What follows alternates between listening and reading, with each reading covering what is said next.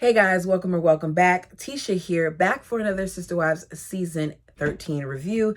Do me a favor and please hit that like button. It does help the channel. Now, I'm supposed to be currently reviewing the book that we're reading, 50 Years in Polygamy, but I got so irritated while taking the notes for this episode that I was like, no, I'm going to do this first and then I'll enjoy the book to kind of calm me down, because I don't understand how this man has sat here and really went to our local Office Depot to print off on a poster board, "Where we go one, we go all," while he propped it up along with several other boards on an easel and expected to receive a warm response from all of his wives. So we begin this episode with Kody, and he's huffing and puffing as he prepares to blow all these wives' houses down.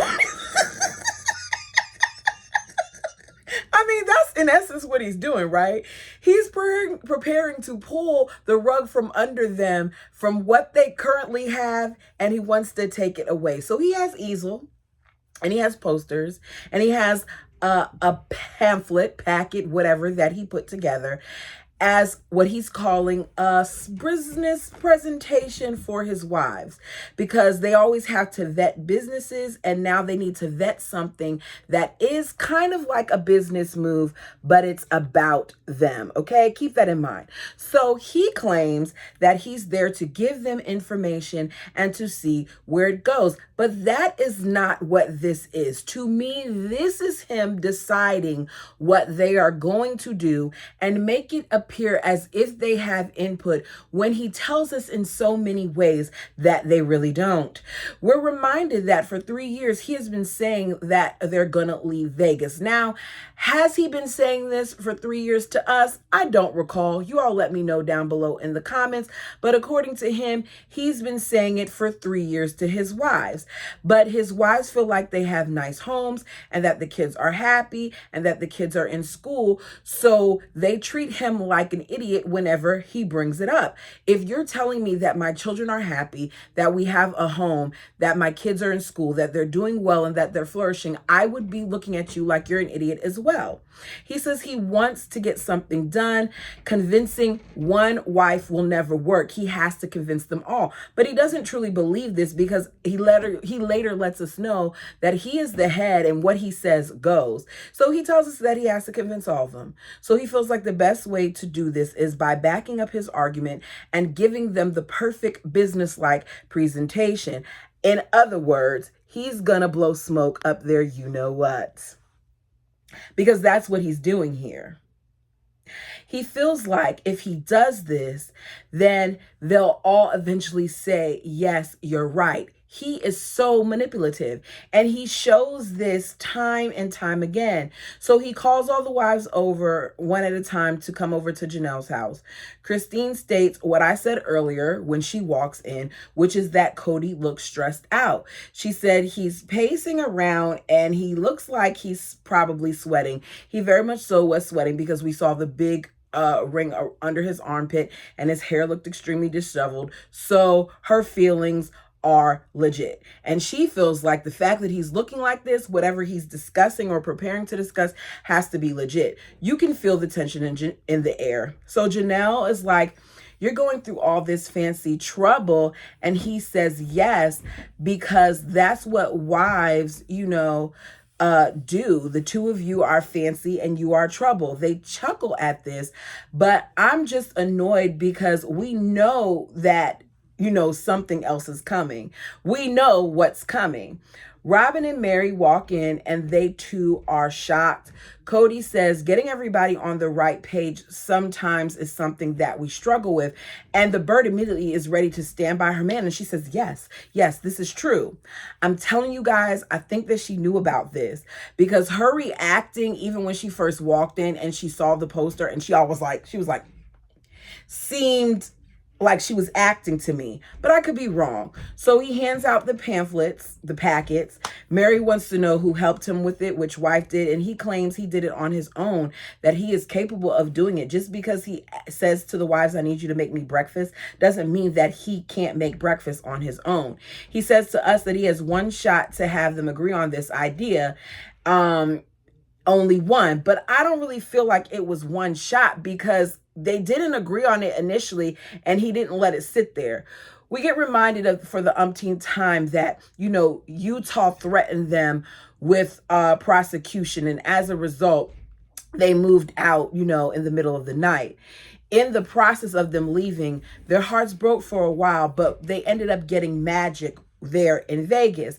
And my thing is, if you had magic in Vegas, why would you leave? Especially because at the time that they bought their homes, it was a good economic time. They got those homes at a cheaper price than what they would have gotten them currently now where we're talking. His intentions, he says, were to never be there permanently.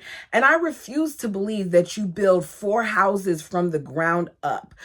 I'm talking about no foundation originally there. You find this area of land and you get it there and you go through all the things that they went through and the sacrifices, and you say that it was basically a blessing for you all to even be able to afford those homes, and you go through all of that without the intent of staying there. It's not like you moved to a place that practiced your beliefs or where you had, a system set up where you would still be getting the church and all of that. So why would you then decide, okay, we went through all of this to get this home just to move even further away and be further from some of our other family to start all over again? It makes no sense to me.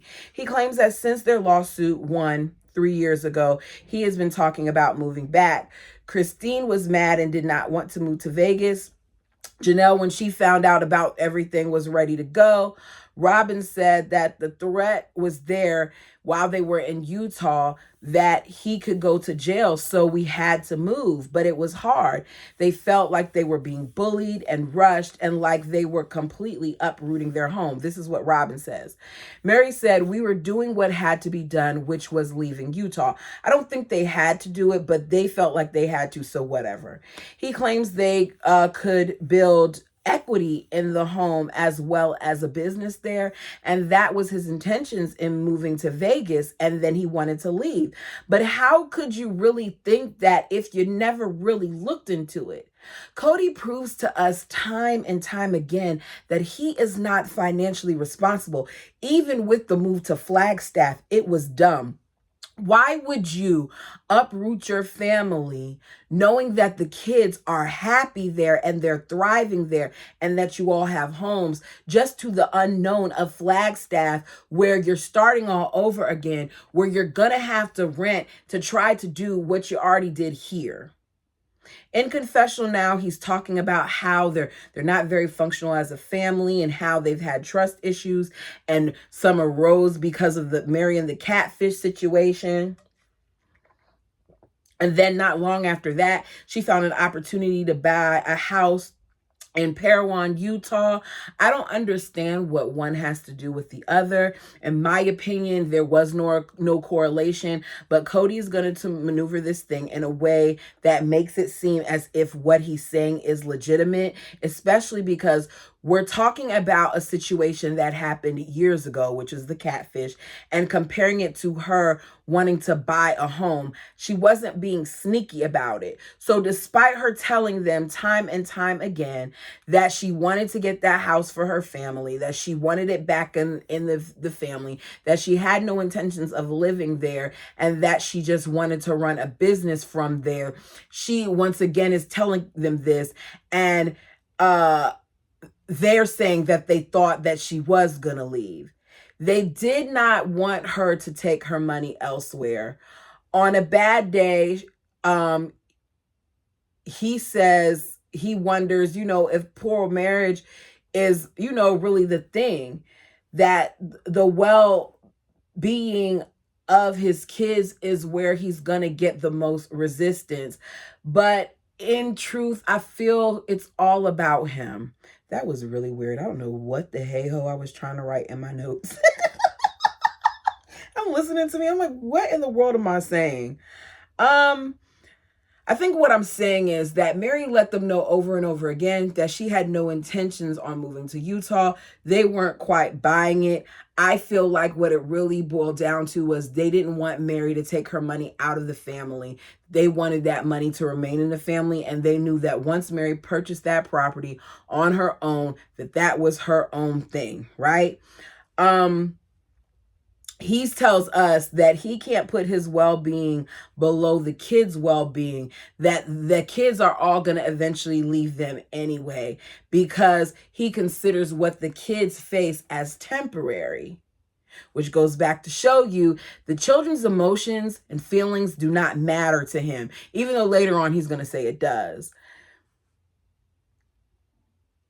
He says, when they bought the homes, they made a steal because it was a time where it wasn't as expensive. So now he needs to make sure that he has money for Ariella May and his other kids, and he needs them to think about that. It always comes back to his younger kids. So to him, this move will create stability, which is something that they have, and security, which is something that they have in homes that they currently have a mortgage on, and financial means for the next chapter of their lives. But I feel like it was the total and complete opposite that happened. Is it just me, and you all can correct me if I'm wrong, is Flagstaff not more expensive than where they are now? Because the home that Christine bought in Flagstaff was significantly smaller than the one that she had in Vegas. And if I remember correctly, she got a little bit of help with that too. So was it really a great move? Christine says, you know, this presentation, the way that he's doing it and the way he's going about it, he's presenting it in a way that he wants us to say what it is that he's saying, which is that we need to sell.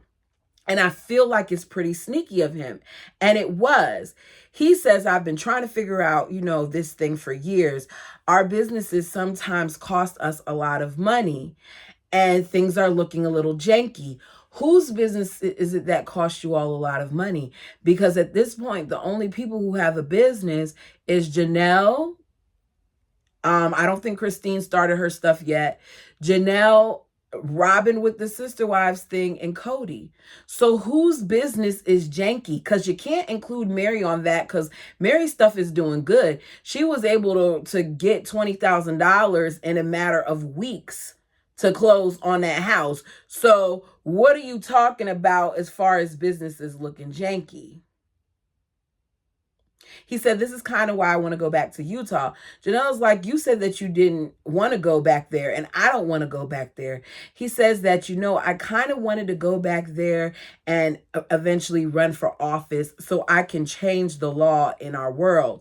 Mary says, this is the first time I'm hearing about this whole him wanting to run for office situation, and I have no desire to go back. Kody said, I've been exiled from a state that as many people love me there, hate me there.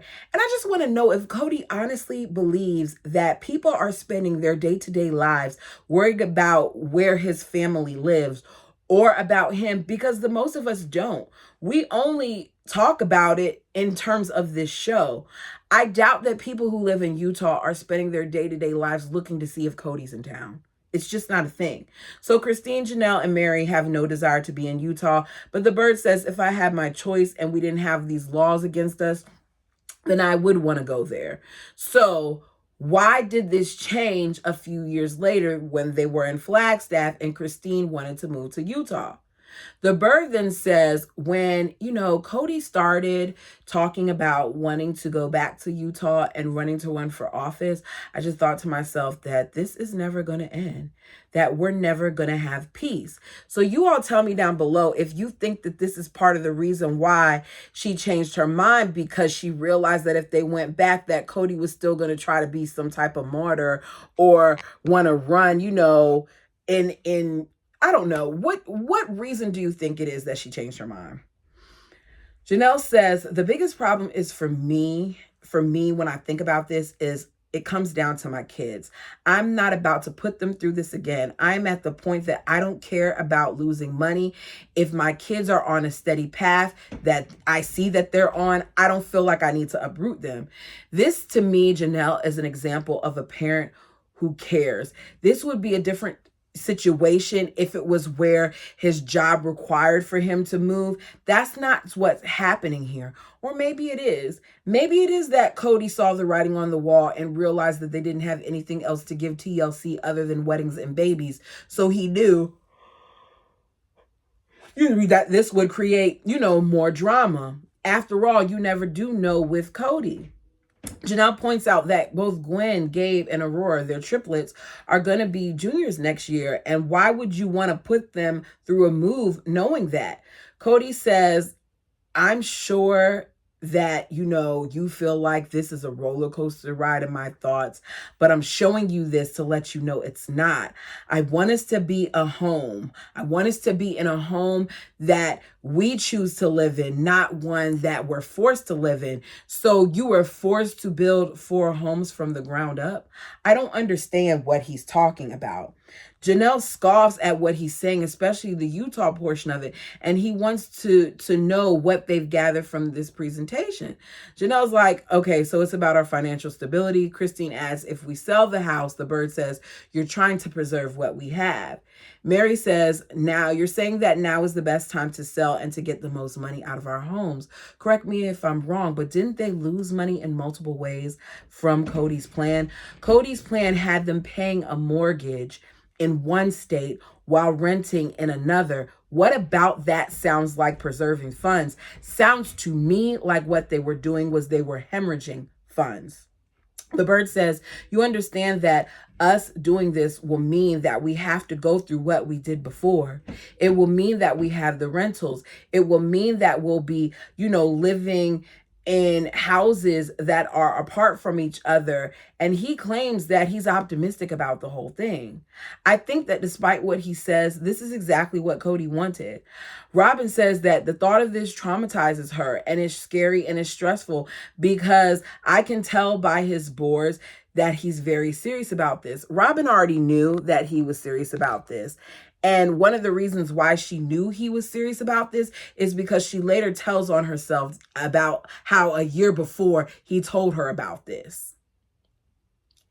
If this was truly a voting situation where they all had to be on board, then the thought of all of this shouldn't have stressed her out because nobody else was on board. All the other wives were against it. Mary wasn't as vocal, but it was clear that both Janelle and Christine were against it. Janelle then starts talking about her biggest concern, again, is the kids. She says, I lived through Logan and I lived through Hunter and I'm not doing again. I don't want to do it again. And his response is both of them are happy and well-adjusted now. Are they? What did it take to get them there, especially Hunter? Seriously, because Kody is willing to have his children be miserable and depressed as long as he's okay and he's happy, which shows he's a freaking jerk. Because at what point do you begin to put your children, or anyone else for that matter, before yourselves? Mary says in Utah they had to leave. We're reminded of how angry and hurt the kids were with the move. We get flashbacks and stuff like that. And Janelle said, all that's playing in my head is how hurt Hunter was and how upset Maddie was. And I want to say, let's add Peyton to that equation because they didn't show him as much, but Peyton has told us in recent episodes that he still struggles with the move. Janelle says it's a gamble that she just doesn't understand if you would really want to do that. And I said, yeah, he does want to do that. Christine says Gwendolyn is waiting, for her to run and she's going to be class historian. What if she gets it? And he says, okay, that doesn't change the facts. They aren't facts because he hasn't even checked how to see how the housing market is doing where they are and where they're going to be moving, what that looks like. And does he realize that it's going to take forever to sell these houses? And even the way that they left the houses, if I remember when they moved, they still had a whole bunch of furniture and stuff there. Nothing about what they do makes sense. So he says, our feelings don't change facts. The heartache that we experience with our older kids, if we make this move, whether we do it or not, Christine says, is now going to be the same heartache that we experience with our younger ones. And I don't feel like she's wrong. Christine says, one of my main roles in this life, one of my most important roles is being a mother. And how can I pull my child from such an incredible opportunity? I don't want to break Gwendolyn's heart. Janelle says, how do you keep Gwen from knowing all of this, and once she finds out, from shutting down? Because I have Gabriel, and I feel like this is going to be a hard place for him to be in too. And that place is devastating. It's a devastating time. Janelle very much went through trauma and watching her kids and their trauma. She did. Kody can't relate to this because number one, he doesn't care. And number two, he wasn't there enough to deal with the emotions of his children that came from that move. He was too busy up the feathers butt. You know, the feather crew, they like to stay together. He was too busy up the bird's butt and her little chicks to even think about his original chicks. Janelle says that since Gabe is at a stage where his grades matter and scholarships matter, that these are all things to consider, while Kody doesn't even care. He's looking down, playing with the marker because he doesn't want to deal with what they're saying because it's against his wishes. The bird says, the question is, if we don't do this now, will it mess with our financial security in the future? And the answer is no. The answer is you doing this now, you moving everybody at one time before actually selling your homes. That's going to be what messes with the security of your financial future. Janelle says, I don't want us to make a decision based on finances because she sees what this crap is about. Kody claims it's about the kids and about the future. And all those other things. And Janelle's worried more so about the kids. And Cody's like, oh, you know, it's about the kids for me too, Janelle. It's about the kids for me too. That's what he says in confessional, but it's not. Christine and Janelle say they've never had it like this before. This is the best that it's been. And Kody says, I know. They are in this position because of the show, and some of the wives realize this, and they're not utilizing this in a way that they should because they continue to allow this man who does not know what he's doing, put them into positions where they can have financial ruin. Janelle says, I need a visual plan of what you think is going to happen. He says, well, I had Utah in mind, but I can see that you don't want to go there. So I'm sorry, Mary. And Mary has said time and time again that she does not want to move back to Utah. She even said it at the beginning of this whole presentation. So him apologizing and giving us this fake smile about how glad I am that you're saying that, Mary, that you don't want to move back to Utah, is fake. And it's yet another performance. Mary says, what do you think we should do now? And Kody says, are you serious? I love you. That is probably the first time that he said, I love you to her in years. And understand this is yet another means of manipulation. All right, to sum it up, because at this point I put in my notes, we aren't even 23 minutes into this episode, and this is all that I've captured. He tells us that the same people who were fighting about moving to Vegas and didn't know what to do are fighting now, but he knew what to do and he did it. And that's called leadership, and that's what you married me for, so that I lead the family. Keep in mind, when he said this, it was in a very condescending way, and he said it on his own in confessional. He wants to leave now. So the triplets have 2 years in their new school. Janelle is like, no way. We don't even know where we're going to go, Kody. It's like you guys really want to move. Christine says, I would rather move before the junior year begins. Janelle says, oh my gosh, that's this summer. Janelle is the only one who is not masking her feelings in this situation. I think that a lot of them have learned over time that if they go against Kody too much, that it bites them in the butt in the long run. So Christine is more timid about her responses, and Mary really isn't saying anything to go against it. Whereas Robin, she already knew about all of this because Kody already clued her in. Janelle says, that year screwed Logan over. Mary says, this scares me. They are having this conversation about the kids being in this next area now, and it's March. And he wants them to be there by August. How did he even know what time the school year started for them to say, I want them to be by, they're back in August? Because different areas start at different times. I know in my city, the kids go back to school in the first week of September. I know a city that's, not even 10 miles from me, they go back in the middle of August. I know next year, some cities in my area are going to go back as early as the beginning of August. It varies. So where did he come up with August from? How did he come to this conclusion? It makes me feel like he already knew where he wanted to go. Janelle says, Gabe already told me if we moved, he was going to run away. He probably wants to stay with Maddie. Oh my goodness, you're talking about me ripping me away from my grandchild. And for Janelle, you can tell that this is really just her finding out because her emotions are legitimately all over the place. Maddie and Caleb, she said, are here for at least another 2 to 3 years. Christine says, yeah, because of us. They came here for us and for our help. And Kody doesn't care about any of this. Kody knew this before they were even moving there. He said it in confessional to us. So he already knew what he was going to do. He claims if they do this as a family that the kids will get over it. Robin says everybody has to move like this all the time, that this isn't anything new. And Janelle says, yeah, but they do it for a reason though. Interesting how Robin says that, but Robin is the same person who says she didn't want her kids moving all over the place. Janelle says the reasons why we're moving have nothing to do with the reasons why these people are moving. And Kody is like, you're missing it. And Christine's like, no, don't tell her she's missing it because she's not. Mary's sitting there. Mary's worried about the acceptance their family will face because Vegas had less judgment. And the bird says, it's been nice and everything, but this isn't home.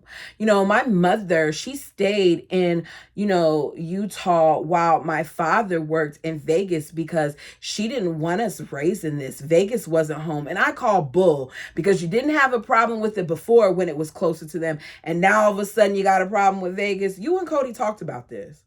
She says Dayton has to be wherever they are for, college. Why does Dayton have to be where she is? She acts like he's not capable of being anywhere without her. She coddles her children to a point where she has them feeling like they have to rely upon her. I understand that Dayton has a condition, but Dayton is not struggling in a way where he cannot learn to do things on his own. We've seen it time and time again where they try to act like Dayton is going to be so affected by a move or something like that, and he has absolutely no problems whatsoever with it. Meanwhile, everybody else around him is struggling. But we're going to keep putting this on the fact that Dayton need this. Understand that in 5 months to decide, oh yeah, Dayton, we're going to be moving in 5 months, and Dayton just so happens to pick the college in Flagstaff as his list of colleges. I doubt that that was already on the list. I doubt that if it was on the list, it just came out of thin air.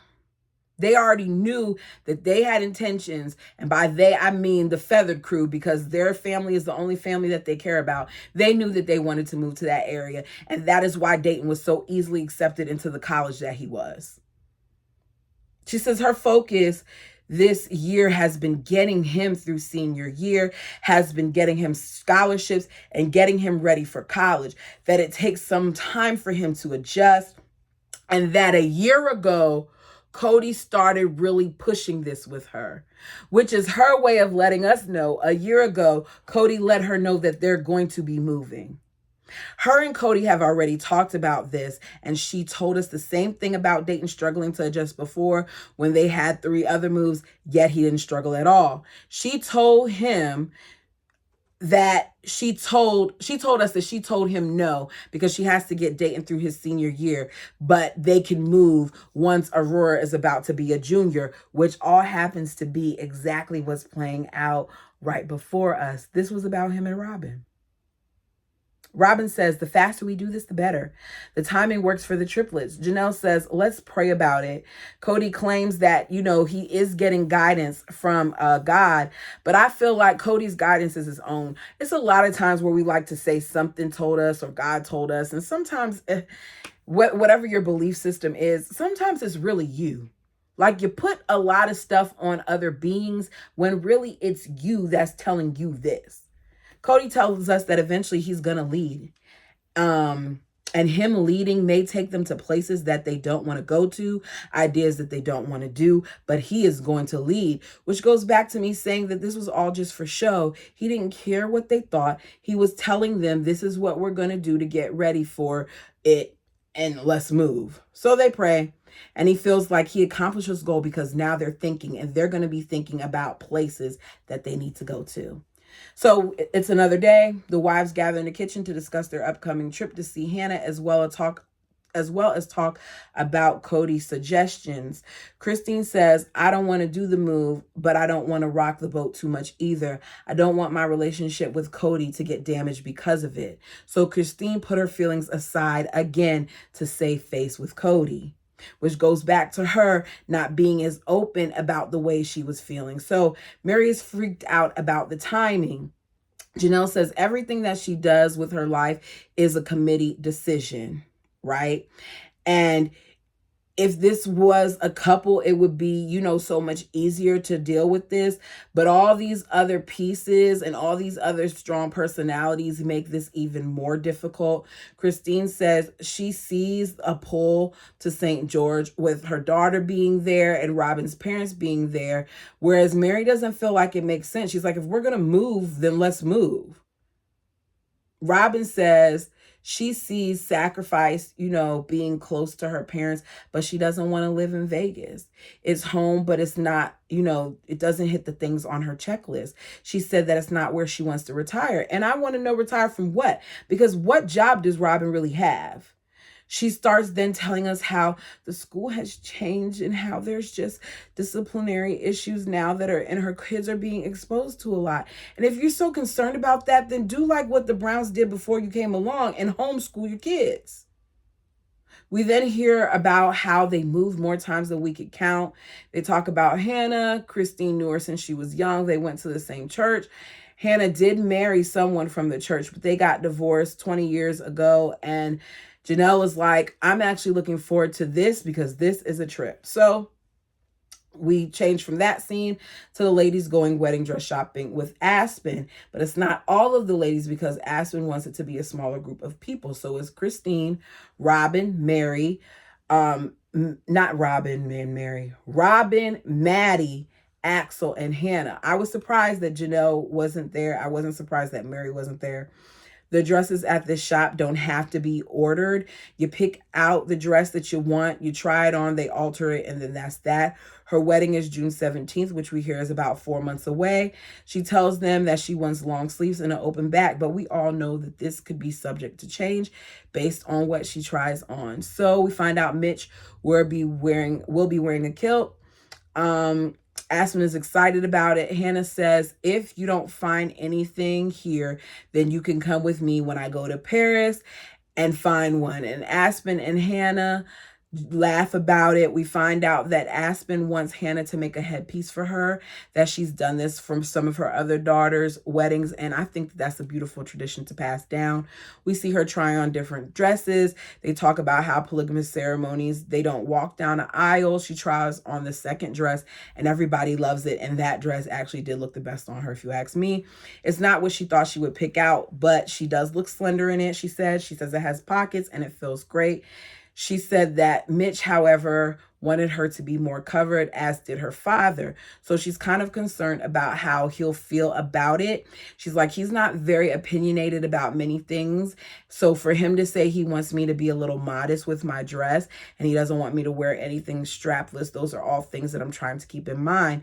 Hannah says, as Robin is standing behind her, telling her she could put sleeves here and whatever else, no, leave it. It's perfect. But Aspen cares about what he thinks. Maddie says he won't even notice it once he sees you. And I don't know if she was just talking about Mitch or her father, because Kody didn't notice that Maddie's dress was strapless, but he noticed it was that McKelty's was. Interesting, right? Kody associates modesty with class, as does Mitch, I think they tried to say, according to the Bird. So she tries on other dresses, then she tries on another dress, but the second dress is just the dress that stands out. Christine jumps up, hugs her, says how excited she is. They put the veil on her, and Christine begins to cry. And Christine says in confessional once again that she is not ready. We then see the ladies get ready to head to Hannah's for her to make them hats and then to hang out. Christine is trying to give Kody details as far as what to do with Truly while she's gone and he's on the phone. But I need him to pay attention, because the last time that Christine left her child with him, she ended up getting really sick and dehydrated. So you think he would be considerate of all that and pay attention to him while his wife is trying to tell him things, but he's not. Meanwhile, Robin lets us know how great she has it with Kody, even though Robin has her cousin, or is it her niece, that's a built-in nanny, because he is very hands-on with Ari, she says, and he gets Saul ready for school, which I think is straight BS and just another dig at Christine. She has a way of doing things sometimes, and people don't even realize what she's doing. He's then sitting there talking about Ari to her niece, like her niece doesn't know how Ariella is, how spoiled she is, because at 2, she still sleeps with Robin. Y'all may disagree with me, but I do not feel like a 2-year-old should still be in the bed at that age with their parents. Now, if you have a nightmare or if you're sick and you want to keep close eye on your child, then fine. But at this point, she still has not been in bed on her own. So she did the same mess with Saul, and now here she is doing it with Ariella. So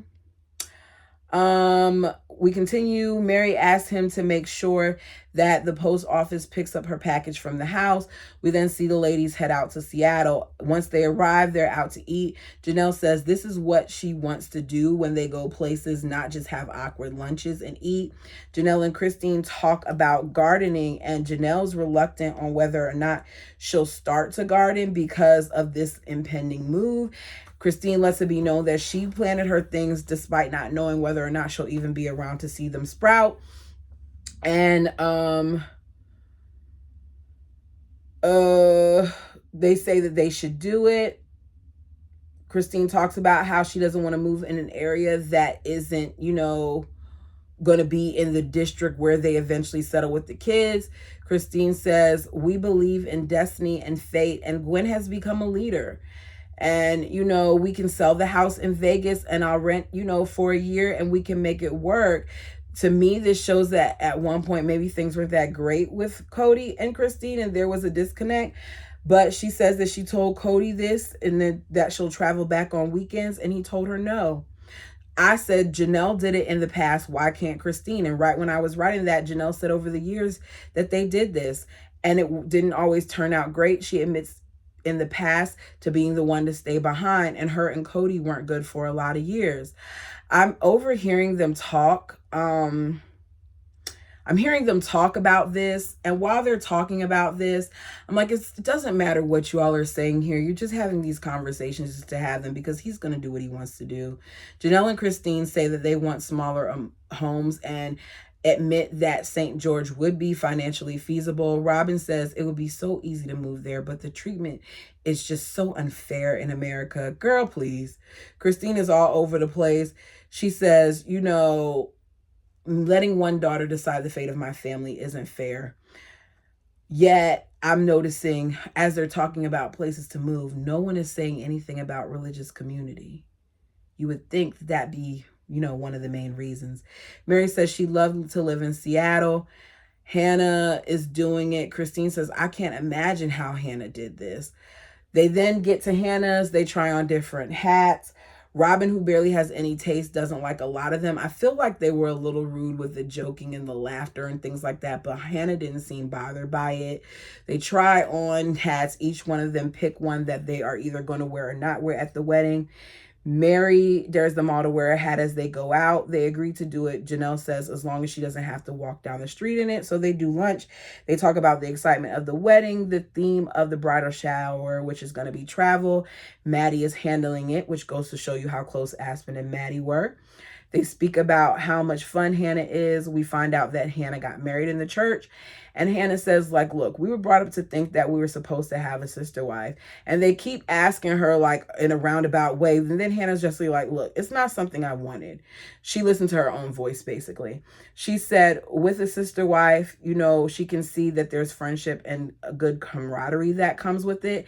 And I feel like the Browns acted like they had that. But even when they got the closest to it, it never fully went full circle amongst all four of the wives. So to me, they never really accomplished it. Hannah says, you know, that's something important, that despite being taught that this is what you're supposed to do, that you can't do it if you don't feel it. It's for you. And I agree. Robin says she feels like they're more like sisters than friends. Janelle points out, yeah, because as a sister, whether or not you get along, you're going to show up and hang out at events as a family. So where are they now? Because they don't do that. Hannah says her moms didn't get along very well. So her siblings that her mothers have, they weren't that close. Christine says, I'm sorry it was yucky. And Hannah says, I'm not sorry, it made me who I am. Meanwhile, Robin feels sorry for her because she feels like she's all alone. I don't think she is. I think that some people truly want to be with themselves. That lady was married for however long she was married, and she got divorced. And it's been over 20 years. I think she's okay with whatever her situation is. And when she's ready to be or not be with somebody, then she'll do it. Hannah wants her kids to make their own choices. She admits to struggling sometimes when they decide to make religious aspects a part of their choice because she feels like sometimes religion is forced. She has 5 kids, 2 of which are polygamous. Back in Vegas, they're hanging out by a fire pit, not realizing the bomb that's going to drop on all of them by their father. Kody says, in this season, it's time for us to move on, and our high school kids are just going to, you know, be the ones who benefit most from the move right now. I think that he tried to tell himself that, but I feel like later on we learned that people like Gwen initially did not like the move. Back in Vegas, that's what we see.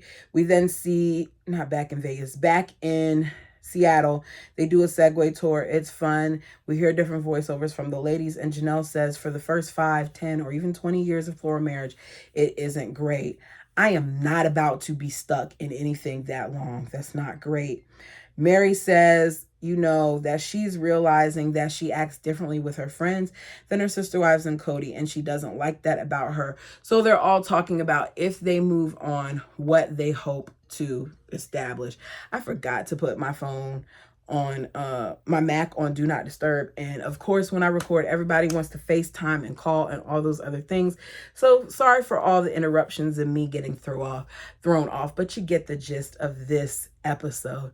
Let me know down below your thoughts, and I hope to see you soon. Until next time.